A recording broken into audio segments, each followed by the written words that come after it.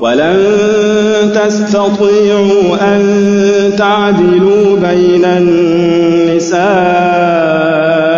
ولو حرصتم فلا تميلوا كل الميل فتذروها كالمعلقة وإن تصلحوا وتتقوا فإن الله كان غفورا رحيما وإن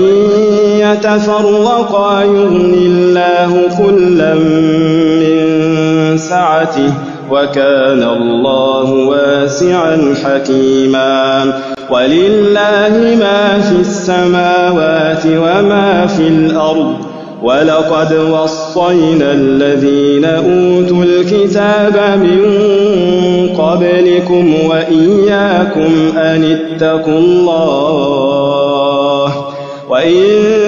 تكفروا فإن لله ما في السماوات وما في الأرض وكان الله غنيا حميدا ولله ما في السماوات وما في الأرض وكفى بالله وكيلا إن يشأ يذهبكم أيها الناس ويأت بآخرين وكان الله على ذلك قديرا من كان يريد ثواب الدنيا فعند الله ثواب الدنيا والآخرة من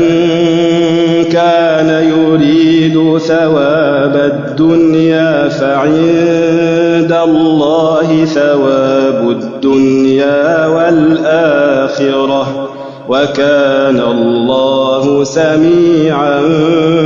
بصيرا يا أيها الذين آمنوا كونوا قوامين بالقسط شهداء لله ولو على أنفسكم أو الوالدين والأقربين إن يكن غنيا أو فقيرا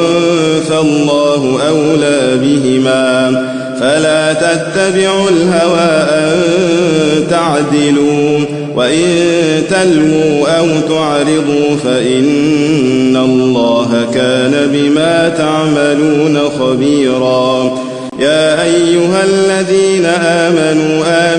بالله ورسوله والكتاب الذي نزل على رسوله والكتاب الذي أنزل من قبل ومن يكفر بالله وملائكته وكتبه ورسله واليوم الآخر فقد ضل ضلالا بعيدا إن الذين آمنوا ثم كفروا ثم آمنوا ثم كفروا ثم ازدادوا كفرا لم يكن الله ليغفر لهم ولا ليهديهم سبيلا بشر المنافقين بأن لهم عذابا أليما الذين يتخذون الكافرين أولياء من دون المؤمنين